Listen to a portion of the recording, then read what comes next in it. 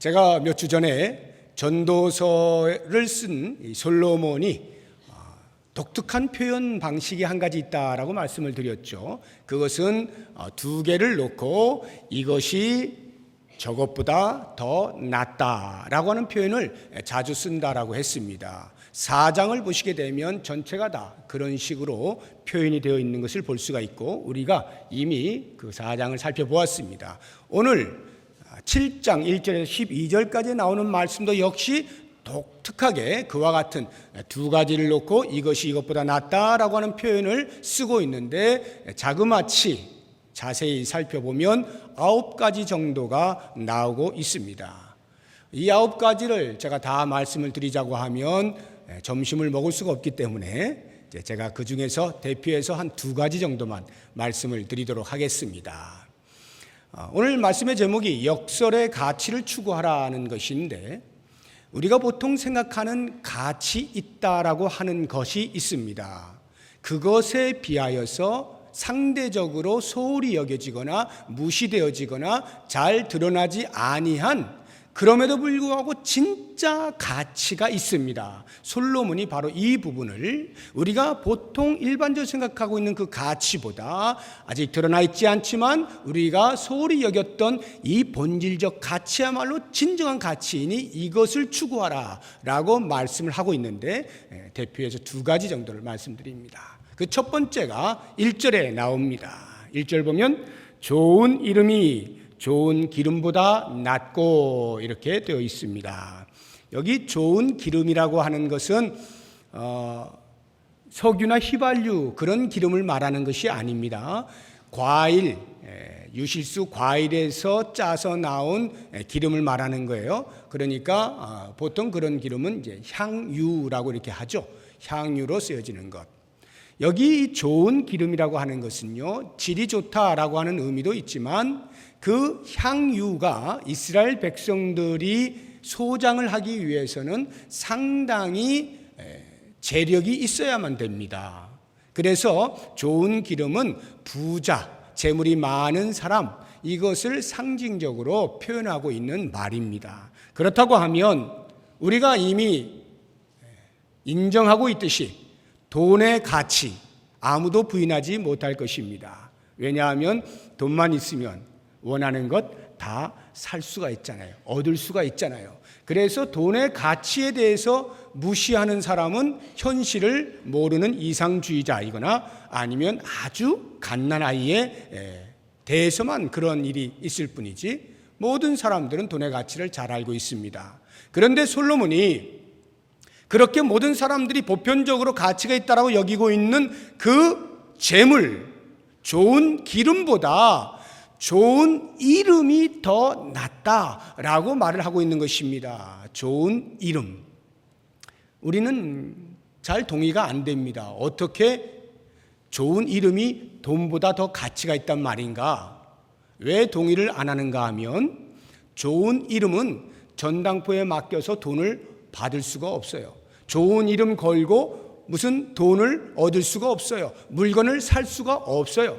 교환 가치가 없습니다. 그렇기 때문에 좋은 이름에 대해서는 가치가 없다라고 여기는 거예요. 우리는 이미 실용주의를 살아가고 있으면서 교환 가치에 대해서만 가치가 있다라고 여기는 이 습관이 있기 때문에 돈에 대한 가치는 인정하면서도 좋은 이름에 대한 가치는 인정을 잘 하지 않는 것입니다. 물론 좋은 이름을 얻기 위해서 부모가 자녀의 이름을 지을 때에 장명소를 가는 경우도 있습니다. 이 자리에 계신 분들이 장명소를 가는 경우는 없겠습니다만 왕년에 가신 분들도 계실 거예요. 아니면 내 이름이 장명소에서 지어진 이름일 수도 있겠죠. 옛날에 어르신들은 거의 그렇게 해서 이름을 지었으니까요. 요즘은 이 계명을 잘해줍니다. 법이 완화가 되어서 내 이름이 별로 마음에 안 든다 하면은 계명을 통해서 예쁜 이름으로 해서 예쁜 이름 듣고 싶은 그런 사람들은 계명들을 하곤 합니다. 제가 계명을 할 뻔했습니다. 제 이름이 상당히 좋음에도 불구하고 제 의지가 아닌 타의에 의해서 계명이 될 뻔했어요. 대학교 1학년 때로 제가 기억이 나는데 전도를 한다고 남산을 올라갔습니다. 남산을 갔는데 한 사람이 중년의 남자가 이렇게 바위에 탁 앉아 있는데 가만히 보니까 범상치가 않아요. 왠지 뭔가를 하는 사람 같아. 그러나 이 젊은 피가 가만히 있을 수가 없잖아요. 그래서 다가가서 복음을 딱 전하려고 하니까 그 사람이 하는 말이 지금 전도하러 왔느냐? 그렇습니다. 그랬더니 그 사람이 하는 말이 좋다. 그러면 너는 나에게 전도를 하고 나는 네 관상을 봐주마 그러더라고요. 그래서 복음을 전한다면야 관상 아니라 뭔들 어떻게 했어요? 그렇게 하시자고. 그러더니 제 이름을 묻고 제 생년월일을 묻는 거예요.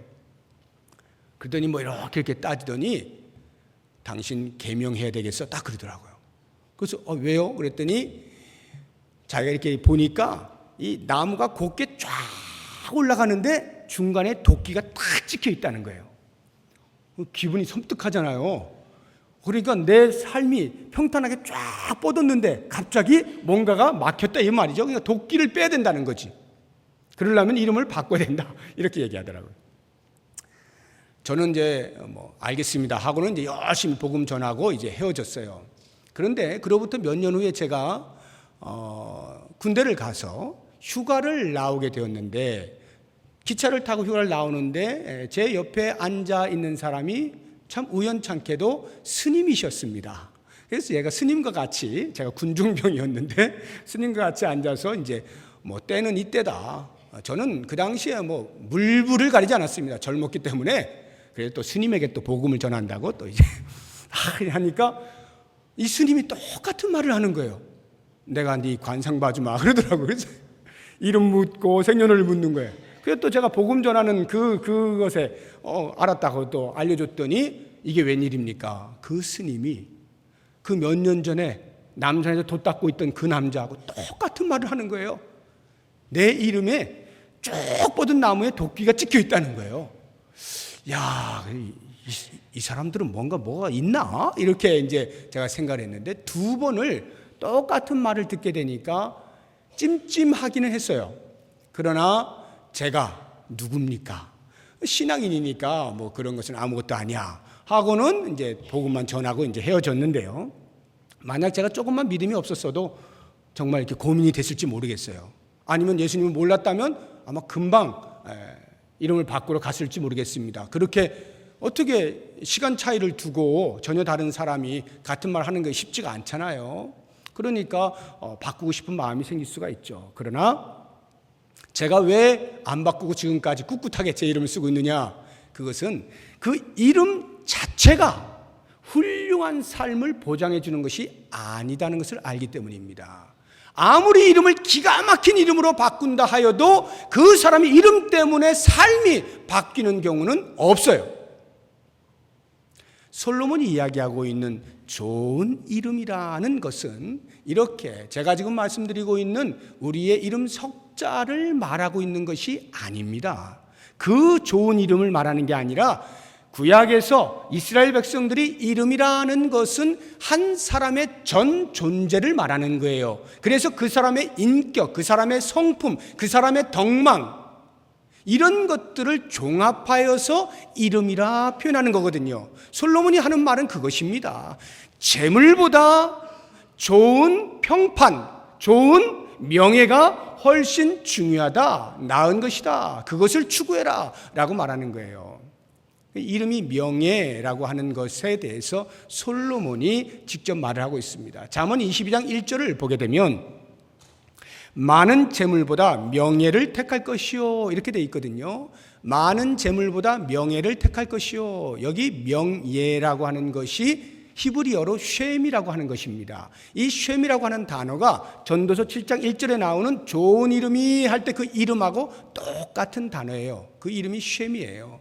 그러니까 이름이 곧 명예로 쓰여질 수 있다는 것을 알게 되는 것이죠. 이 명예가 나쁜 의미에서 명예를 말하는 것이 아니라 인간 전 존재의 인격, 이것을 말하는 것입니다.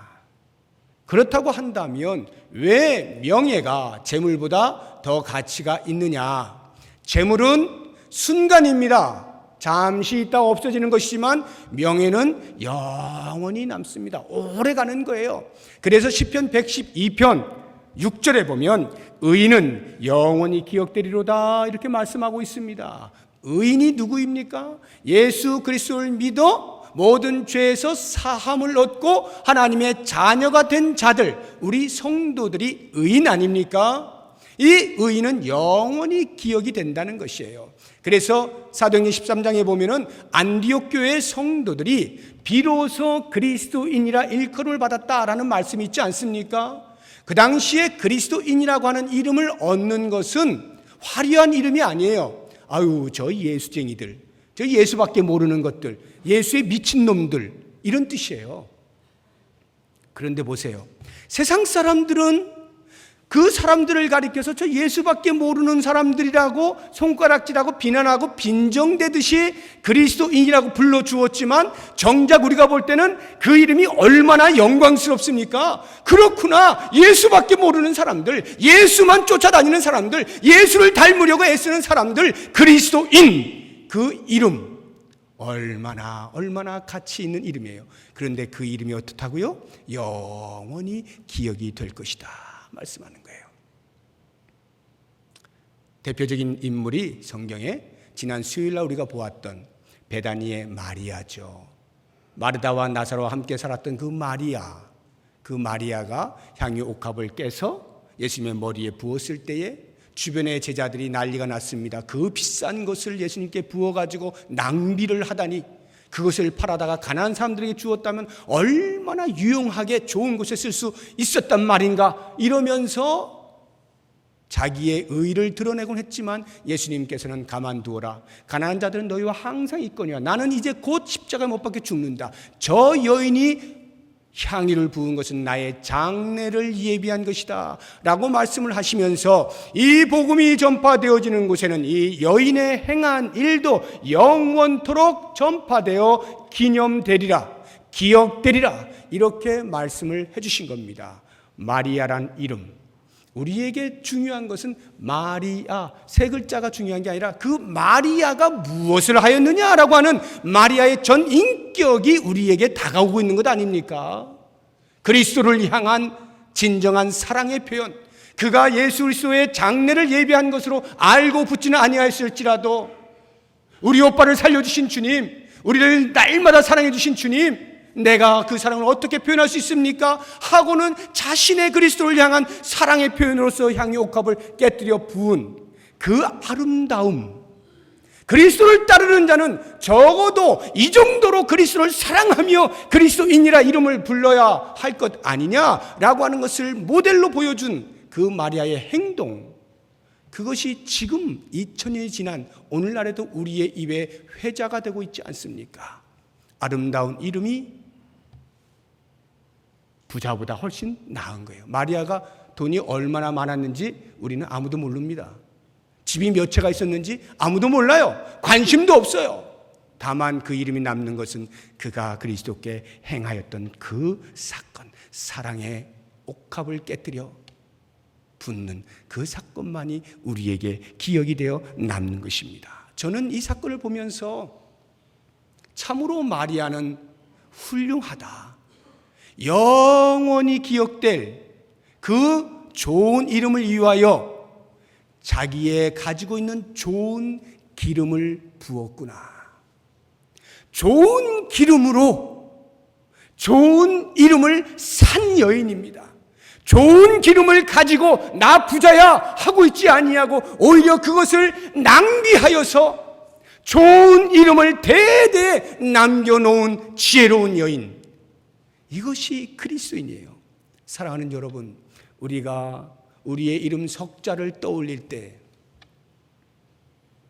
우리의 가족들이 내 이름 석자를 떠올리고 나를 아는 지인들이 내 이름 석자를 떠올릴 때 과연 무엇을 생각할까요? 그것을 여러분이 곰곰이 지금 묵상해 보시기 바랍니다. 만약 내가 하나님이 지금 내 생명을 거두어 가셔서 내가 더 이상 이 땅에 살지 않게 되어질 때에 남는 것이라고는 이름 석자일 텐데, 남아있는 사람들이 내 이름 석자를 떠올리면서 과연 무엇을 생각할까? 저 욕심쟁이, 저 게으름뱅이, 자기밖에 모르는 사람, 아우 생각하기도 싫어, 이렇게 이름이 떠올릴지, 아니면 그 사람 때문에 내가 얼마나 행복해졌는지 몰라. 정말 다른 사람들 위하여 산 아주 모범적인 사람이야. 예수님을 너무나 잘 믿은 신실하신 분이었어. 우리도 그렇게 살아야 될 텐데, 나도 그렇게 살아야 될 텐데, 과연 어떠한 이름으로 떠올려지겠습니까? 과연 나는 영원히 남을 그 이름, 어떤 평판을 얻게 되어질지 묵상해 본다면 오늘 나는 어떻게 살 것인가 하는 것이 결정이 되어질 거예요. 모쪼록 원하기는 여러분들이 가지고 계신 그 이름 석자가 모든 사람들에 의해서, 우리 하나님에 의해서 불려질 때 참으로 내가 네 이름을 영원히 기억하겠다, 당신의 이름을 내가 영원히 기억하겠습니다, 이런 말을 들을 수 있는 축복된 삶, 성공적인 삶 사시기를 주의 이름으로 축복합니다. 두 번째로, 일의 끝이 시작보다 낫다는 것에 대해서 말씀을 드립니다. 8절 보시기 바랍니다. 같이 8절 읽어봅니다. 일의 끝이 시작보다 낫고 참는 마음이 교만한 마음보다 나으니. 일의 끝이 시작보다 낫다. 우리는 보통 시작하는 것에 대하여 가치를 둡니다. 정말 그런가? 라고 생각해 볼 때 제가 이 말씀 드리면 금방 이해가 될 거예요. 우리 성도님들 가끔 사업을 하실 때, 어떤 자영업을 하실 때 예배를 드리죠. 하나님께 감사 예배를 드리잖아요. 개업한 것에 대하여 하나님 감사합니다. 개업 감사 예배를 드립니다. 제가 많이 다니죠. 지금까지 제 경험에 폐업 감사 예배 드려본 적이 없어요. 폐업하게 해주셔서 감사합니다. 마무리를 잘할 수 있게 해주셔서 감사합니다.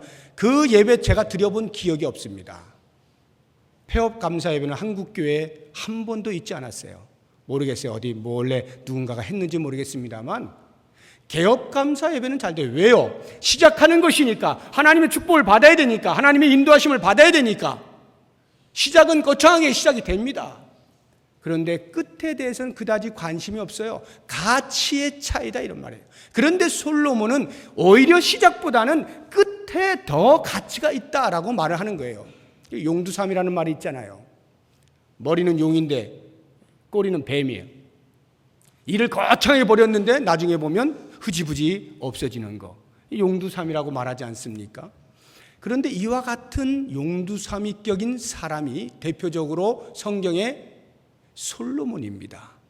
지금 이 말을 솔로몬이 하고 있잖아요. 일의 끝이 시작보다 낫다라고 자기가 말하고 있는데, 자기의 삶을 돌아보며 얼마나 회한이 되었으면 이 말을 했을까를 제가 생각해 보았어요. 솔로몬은 어마어마하게 출발한 사람이었습니다. 1,000번제를 드릴 때 하나님께서 나타나셔서 네가 원하는 건 내가 다 들어주마. 그때 솔로몬은 다른 거 모두 놔두고 지혜를 주십시오. 백성들을 정의롭게 치리하고 싶습니다. 하나님이 감동을 받으셨습니다. 그래, 내가 너에게 지혜를 주마. 게다가 부귀 영화도 함께 주겠다 해서 그는 출발부터 하나님의 은혜를 듬뿍 받은 왕이었고, 그 지혜가 얼마나 뛰어났던지 주변에 있는 모든 나라의 왕들과 백성들이 그 지혜 앞에 말 한번 들어보고 싶어가지고 온갖 부러움을 샀던 왕입니다. 출발이 너무나 멋있었어요. 그런데 그의 말년이 어떠했느냐? 다른 거 다 접어두고 이 성경 귀절 한마디가 솔로몬의 말년을 대변해주고 있습니다. 열왕기상 11장 6절과 9절의 말씀을 제가 읽어드립니다. 솔로몬이 여호와의 눈앞에서 악을 행하여 그의 아버지 다윗이 여호와를 온전히 따름같이 따르지 아니하고. 9절입니다. 솔로몬이 마음을 돌려 이스라엘 하나님 여호와를 떠남으로. 이것이 솔로몬의 말년이었어요. 그래서 결과가 뭔지 아십니까? 여호와께서 그에게 진노를 내리시더라. 처첩을 1,000명을 거느리며 세상의 모든 쾌락을 다 누리는 것입니다. 이방 사람들도 처첩으로 데리고 들어오다 보니 그들이 섬겼던 우상들이 같이 들어오고, 그들을 예뻐하다 보니, 사랑하다 보니 그 우상들도 허용을 하고, 그래서 온 백성들이 다 우상을 섬기고 있어도 그냥 놔두고 자기 자신도 하나님으로부터 떠나는 악을 저지르는 이런 말년을 보내게 된 것입니다. 그러니 솔로몬이 이 말을 할 때 얼마나 자기 자신에 대해서 죄책감을 가지고 자책을 하면서 말을 했겠어요. 일의 끝이 시작보다 낫다. 그러나 여러분, 이런 말을 이제 들으셨을 때에 그래서 이래야 되겠다라고 두 가지 오해를 하시는 게 있는데, 그 첫 번째가 뭐냐 하면 일의 끝이 시작보다 나은데 나는 지금까지 시작한 것은 늘 시작을 했는데 마무리가 별로 시원찮았어. 이 말씀 들으니까 내가 겁이 나네. 이제 자신이 없어. 그러니 아예 시작을 하지 말아야 되겠다. 이런 생각을 하시는 분들이 계시는데 그것은 크게 오해하시는 겁니다. 이 말씀은 시작하지 말아라, 이 말씀을 하는 게 아니에요. 시작을 안 하면 어떻게 됩니까? 과정도 없고 결과, 끝이 없죠. 아무것도 일어나지 않아요. 그러므로 시작해야 됩니다. 시작하는 가치가 있어요. 그러나 그것보다 더 큰 가치가 끝에 있다, 이렇게 말을 하고 있는 것이에요. 또 한 가지 오해는 끝이 가치가 있다라고 하니까 그렇구나 해서 그 모든 시작된 때로부터 끝이 나기까지의 과정 속에서 결과를 만들어내기 위하여 어떠한 방법과 수단을 가리지 아니하고 억지로라도 결과를 만들어내려고 하는, 결과에 집착하는 그러한 오해를 하는 사람들이 있습니다. 이 말씀은 그렇게 하라는 것 아니에요. 안 그래도 지금 우리나라가 결과 중심적으로 결과에 따라서 모든 평가가 달라지고 있는 이 마당에 하나님의 말씀까지 빗대어서 그렇게 이해를 하면 큰일 나는 것입니다. 우리는 결과가 좋으면요, 과정이 조금 다소 안 좋아도 다 관용을 합니다. 괜찮아. 왜? 결과가 좋으니까. 하나님은요, 그 결과를 보지 않으셔요. 처음부터 끝까지의 모든 과정 속에서 정의가 실현되어져야 되는 것이지, 온갖 부정과 부패를 저지르고 그렇게 과정을 지내오면서 결과만 눈에 보이게 반짝 사람들에게 인정을 받는다라고 해서 사람은 속을지 몰라도 하나님은 안 속아요. 그러니까 이 말씀을 그렇게 결과지향적으로, 결과 중심적으로 오해를 하시면 안 된다라고 하는 것입니다. 그러면 과연 우리가 일의 끝이 시작보다 낫다라는 말씀의 의미를 어떻게 받아들여야 되느냐? 두 가지를 말씀드립니다. 하나는 책임 있는 삶을 살라 하는 것이에요. 책임 있는 삶을 살아라. 모든 사람은 각자 자기의 삶에 대한 책임이 있어요. 그런데 가끔씩 보면 그 책임을 남에게 전가하는 사람이 있어요. 또는 어떤 환경에다가 전가를 하는 사람들이 있어요. 그래서 자기는 그 책임으로부터 피하려고 하는 사람들이 있습니다. 내가 지금 이 모양 이 꼴이 된 것은 저 사람 때문이야. 내가 지금 이렇게 될 수밖에 없었던 것은 환경이 그럴 수밖에 없었어 라고 다른 것에서 원인을 찾고 자기 자신은 빠져나오는 그러한 사람들이 있다라고 하는 것입니다. 이번 런던 올림픽 여러분들이 잘 보셨죠? 그 런던 올림픽이 끝난 다음에 제14회 장애인 올림픽이 계속해서 런던에서 이어졌습니다. 패럴림픽이라 이렇게 말을 하는데, 그 패럴림픽 올해 제14회 런던 패럴림픽에서 특징 중에 하나가 북한이 처음으로 장애인 올림픽에 출전을 한 겁니다. 총 24명의 선수단이 참여를 했는데요, 처음이에요. 그 중에 선수는 딱 한 명입니다. 수영 선수 한 명, 임주성이라고 하는 17살 난 친구인데, 이 친구가 왼팔 왼다리가 5살 때 중장비에 끼어가지고 절단이 됐어요. 그러니까 한쪽 팔다리만 가지고 수영을 하는 것인데요, 자유형 50m 딱 한 번 이제 출전을 한 것인데, 어떤 친구냐면 이 친구가 그 올림픽이 열리기 한 4개월 전쯤에 처음으로 수영을 배운 거예요. 근데 3일 만에 뜨더라는 거예요. 3일 만에. 그래가지고 그때로부터 열심히 연습을 해가지고 35일 만에 베를린, 독일 베를린에서 전국 장애인 그 수영대회가 있었는데 전 세계, 거기에서 10위권 안에 들어온 거예요. 그러면서 올림픽 출전권을 따서 이 친구가 출전을 하게 된 것입니다. 35일 만에 올림픽 출전권을 따고 올림픽에 와서 이제 시합을 하는데 총 17명이 출전한 이 패럴림픽에서 당당하게 17위를 했습니다. 꼴찌를 한 거예요. 제가 그 영상을 봤는데 전부 다 쫙 가는데 이 친구가 안 보여요. 저 뒤에서 카메라가 잡지를 못하는 거예요. 전체를 잡느라고. 다 들어왔는데 이 친구는 안 보여요. 또 저 뒤에서 또 천천히 오는 거예요. 그래서 혼자 이제 계속해서 이제 수영하는 것을 쭉 카메라로 잡아서 맨 마지막에 들어왔습니다. 제가 놀란 것은 그 수영이 끝난 다음에 인터뷰를 할 때 그가 이렇게 말을 한 것입니다. 제가 이게 북한 말을 할 줄 알아야 되는데 그게 잘 안 돼가지고 누구한테 좀 부탁 좀 할까요? 이때까지 한 것 중에서 제일 기록이 좋았습니다. 앞으로 훈련 더 많이 해가지고 브라질 리우 올림픽에서 꼭 금메달 따겠습니다. 이렇게 한 거예요. 이 브라질 리우 올림픽이 이제 4년 후에 또 열리는 거거든요.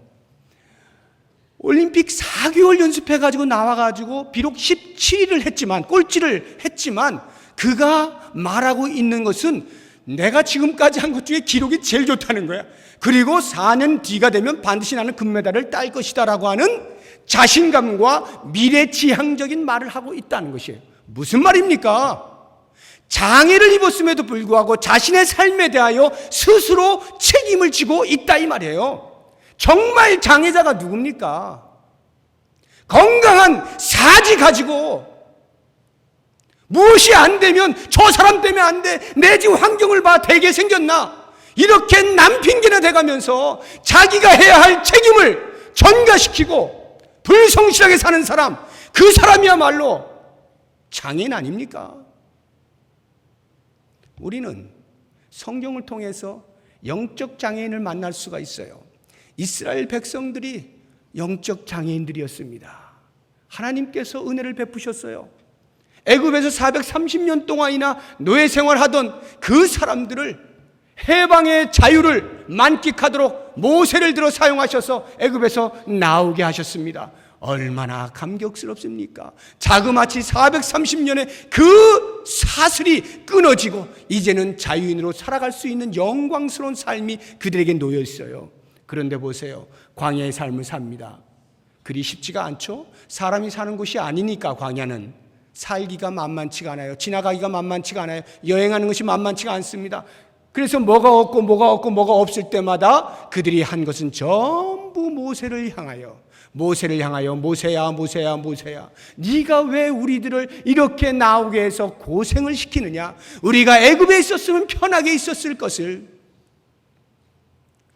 책임을 남에게 전가하는 사람의 특징 중에 하나가 옛날을 그리워해요. 옛날에 우리가 이랬는데 지금 이게 뭐야? 이스라엘 백성들이 다 그렇게 하고 있는 거예요. 한번 볼까요? 민수기 11장 5절 6절 보면 제가 읽어드릴게요. 우리가 애굽에 있을 때에는 값없이 생선과 오이와 참외와 부추와 파와 마늘들을 먹은 것이 생각나거늘 이제는 우리의 기력이 다하여 이 만나 외에는 보이는 것이 아무것도 없도다. 광야에서 매일 새벽마다 내려주시는 그 만나만 먹고 지내다 보니까 고기가 먹고 싶은 거예요. 고기 먹고 싶다.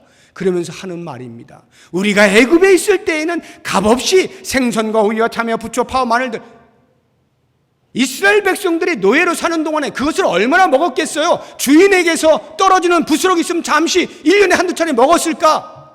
언제 이런 것들을 마음 놓고 먹습니까? 그런데 책임을 전가하고 옛날을 그리워하는 사람들은 옛날에 한두 번 경험한 것도 맨날 경험한 거야. 맨날 우리는 그렇게 살았다는 거지. 그런데 지금 이 꼴이 뭐냐는 거예요.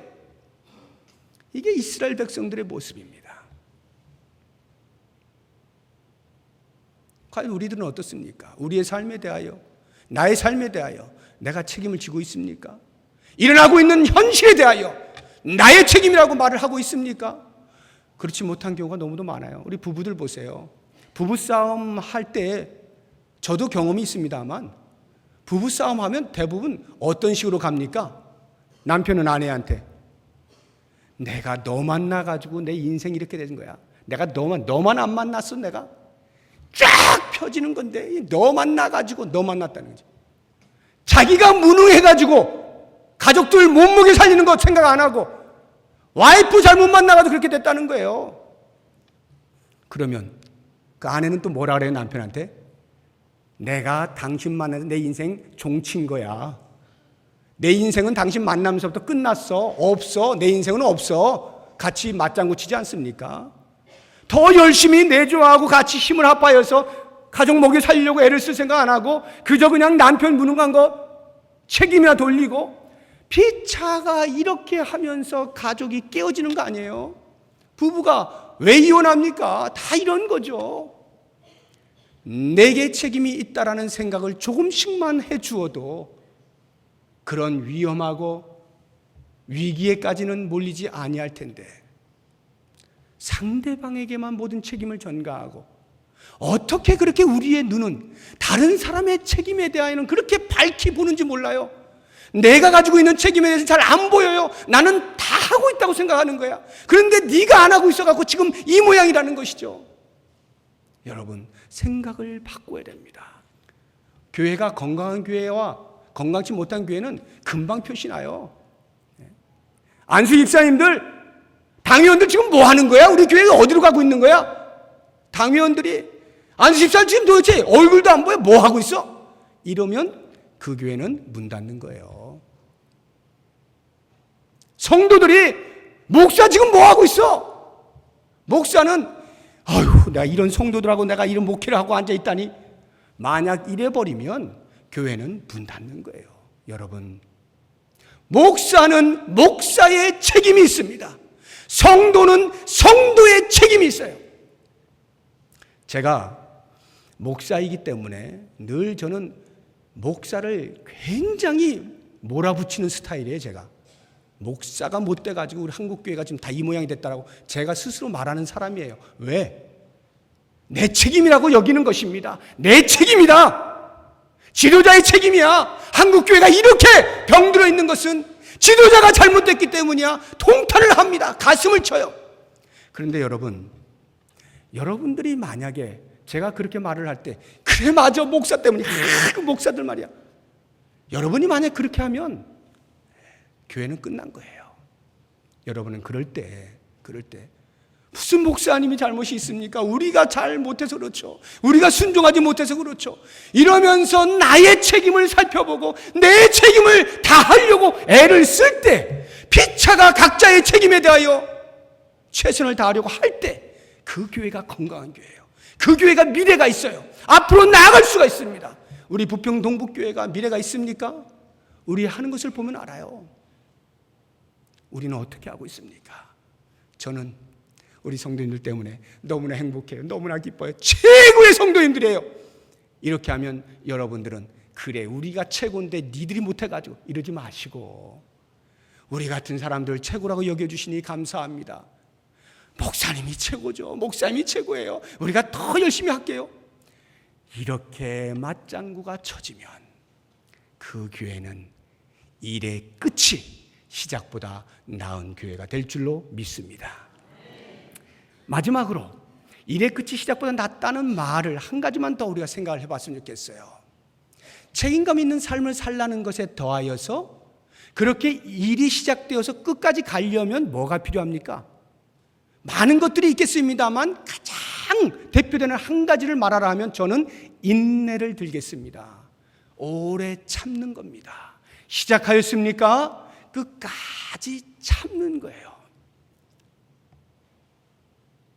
끝까지 참을 때에 끝까지 가는 거예요. 그렇지 못하면 중간에 다 깨어지고 맙니다. 참지 못하면 일을 그르쳐요. 우리 오늘 말씀 한번 보죠. 9절 보세요. 9절 말씀 우리 같이 읽어봅니다. 급한 마음으로 노를 바라지 말라. 노는 우매한 자들의 품에 머무름이니라. 급한 마음으로 노를 바라지 말라. 노는 우매한 자들의 품에 머무름이니라. 끝까지 갈 수가 없다 이 말이에요. 그렇다고 하면 오래 참는다는 말의 진정한 의미가 무엇일까? 솔로몬은 과연 어떤 의미로 오래 참으라고 말을 하는 것일까라고 하는 것 8절 다시 보십시오. 일의 끝이 시작보다 낫고 참는 마음이, 이것이 오래 참는 거죠. 인내죠. 참는 마음이 교만한 마음보다 나으니 해서 참는 마음을 교만한 마음에 비교하여 말씀을 해주고 있는 것입니다. 여기에서 우리는 솔로몬이 이야기하고 있는 인내가 무엇을 의미하는지를 발견할 수 있어야 돼요. 우리가 보통 상식적으로 말을 할 때는 참는 마음이 참지 못하는 마음보다 나으니 이렇게 해야 이게 논리적으로 맞고 이해가 빠르잖아요. 참는 마음이 조급한 마음보다 나으니 이렇게 해야 맞는 것 아니겠습니까? 그런데 솔로몬은 그런 조급한 마음을 빼고 교만한 마음보다 낫다라고 표현을 하고 있는 거예요. 이게 무슨 의미냐 하면 조급함의 원인이 어디에 있느냐? 그것이 바로 교만이다라고 하는 것을 알려주는 것입니다. 참지 못하고 조급해하는 원인이 어디에 있느냐? 교만하기 때문이다 하는 거예요. 조급한 사람들, 예수님께서 겟세마네 동산에서 내려오셔서 군인들에게 잡히시잖아요. 그때에 베드로가 칼을 빼어서 종의 귀를 내리치죠. 조급해진 겁니다. 아니 왜 예수님 가만히 계세요? 왜 체포를 당하시는 거예요? 제가 막아드릴게요. 조급한 마음에 칼을 꺼내서 치는 거예요. 예수님은 움직이지도 않으시는데, 예수님께서 야이로의 딸, 회당장 야이로의 딸을 고치러 가시는 길에 중간에서 어느 한 여인이 옷가에 손을 대죠. 12의 혈루병 걸린 여인이었습니다. 예수님께서 걸음을 멈추시고 그 여인을 찾았습니다. 그때 제자들이 말하는 거예요. 예수님, 지금 인파가 이렇게 많은데 지나가다가 그냥 사람들이 툭툭툭툭 건드려진 거예요. 지금 그거 신경 쓸 때가 아니고요. 회당장 야이로의 딸을 고치러 가셔야 됩니다. 그것만 고쳐주면 회당장의 딸 고쳤기 때문에 인기가 급상승합니다. 지금 딴 데 신경 쓸 여력이 없어요. 거기에 집중하세요. 라고 예수님께 말씀을 올려드릴 때 예수님께서 가만히 있어 하고는 그 여인을 찾아서 그에게 결국은 구원을 선포하시고 가시는 것을 볼 수가 있습니다. 제자들이 왜 말렸을까요? 왜 빨리 가자고 했을까요? 마음이 급해진 거예요. 이러다가 회당장 야이로의 딸 죽으면 어떻게 되나? 그 죽으면 어떻게 될까? 큰일 났는데 빨리 죽기 전에 가서 고치셔야 되는데 조급해진 거예요. 예수님보다 앞에 나가는 것입니다. 그런데 여러분, 이와 같은 제자들의 조급함이 어디에서 왔느냐? 그것이 바로 교만이다 이 말이에요. 교만이 무엇이냐? 그냥 우쭐대고 사람들 앞에서 거드름 피우고 이런 것만 교만이 아니라 내가 아니면 안 된다. 내 생각이 지금 항상 옳아. 내가 나서야만 돼. 이것이 예수님보다 앞에 설 때 그것을 교만이라래요. 왜 제자들이 그렇게 칼부림을 하고 말렸느냐? 예수님이 가만히 계시니까 두고 보고 있으면 예수님은 일이 너무 더뎌. 일이 진행이 안 돼. 저래 가지고는 무슨 일 아무것도 안 일어날 것 같아. 나라도 나서야 돼. 역시 내가 해야 되는 거지. 하고는 예수님보다 더 앞에 나가는 거예요. 그리고는 자기가 해결하겠다는 것이죠. 해결이 됩니까? 그들이 해결되나요? 예수님은 모든 것을 알고 계시고 그 순리에 따라 진행하고 계시는데 참지 못하는 제자들이, 아니 예수님의 그 전능하심과 능력을 믿지 못하는, 신뢰하지 못하는 불신이, 그 교만이 나라도 해야 된다라고 해서 조급해지는 것 아니냐 이 말입니다. 그렇기 때문에 교만하다라고 하는 것은 주님을 온전히 신뢰하지 못한다는 것이고 주님께 모든 것을 맡기지 못한다라고 하는 것입니다. 참는 마음, 오래 참는 것, 인내라고 하는 것은 단순히 서두르지 않는다라고 하는 의미가 아니라 나의 교만을 내려놓는 것을 의미하는 것입니다. 그리고는 그 과정 속에서 하나님의 간섭하심을 인정해 드리는 것, 이것이 인내라 이 말이에요.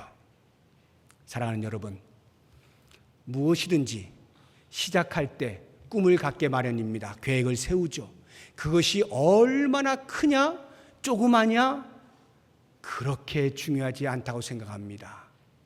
그 세운 시작점이 마지막 점에 도달하기까지의 모든 과정 속에서 하나님의 간섭하심과 인도하심과 보호하심과 지켜주심에 대하여 전적으로 의지하고 맡길 수 있느냐? 이것이 초점이에요. 이렇게 될 때 그 사람이 비로소 시작한 일이 끝까지 가고 그 끝이 시작보다 나은 것을 경험할 수 있게 되는 것입니다. 사랑하는 여러분, 엄밀히 말해서 우리는요, 신앙의 삶을 살아가는 동안에 무슨 일을 하든지 이미 끝을 보고 가는 사람들이에요. 끝이 시작보다 나은 것을 확신하고 가는 사람들 아닙니까? 이미 우리는 천국에 내 이름이 들어가 있는 것을 알고 신앙의 여정을 걷는 사람 아닙니까? 그렇게 보장받은 사람이라고 할 때 그 모든 과정을 주님 앞에 맡기지 않는다면 이것은 교만한 것이에요. 그 사람은 끝을 볼 수가 없습니다. 이제 오늘 이 말씀들을 기억하시면서 과연 우리는 이 역설의 가치들을 얼마만큼 추구하는지 말씀을 붙잡고, 주님, 세상이 생각하고 있는 재물보다 명예를 택하겠습니다. 그리스도인의 이름답게 살겠습니다. 주님, 시작하는 것도 중요하지만 끝까지 달려가겠습니다. 끝의 가치를 알고 하나님의 간섭하심과 하나님의 인도하심을 전적으로 신뢰하고 의지하고 맡기며 하나님께 영광 돌리는 삶을 살겠습니다. 이와 같은 다짐을 하시면서 성공적인 삶을 누리시기를 주의 이름으로 축복합니다. 기도하겠습니다. 하나님, 한 걸음 한 걸음 걸어갑니다. 세상은 끊임없이 우리에게 세상의 가치가 무엇인지를 알려줍니다. 그때마다 주의 말씀을 붙잡고 성경이 말하는 가치를 추구하며 살겠습니다. 오 주님, 오늘 말씀하시는 것처럼 우리의 삶에서 진정한 가치를 추구하며 영적으로 성장하며 우리 하나님 앞에서 성공적인 삶을 누릴 수 있도록 축복하여 주시옵소서. 예수님의 이름으로 기도드립니다. 아멘.